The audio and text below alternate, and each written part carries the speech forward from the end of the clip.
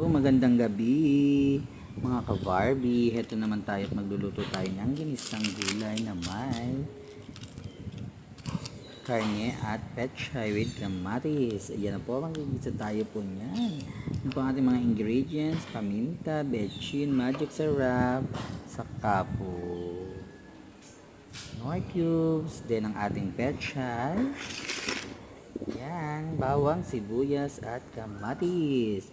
Yan, ito po yung ating pechay. Yan, napakarami po ng ating pechay. Ipiginahin nyo na ng maliliit para po hindi siya masyadong malaki pagka niluto. Yan, ito po yung ating karne. Yan, makikita nyo po yung karne natin. Akin ang ginisa.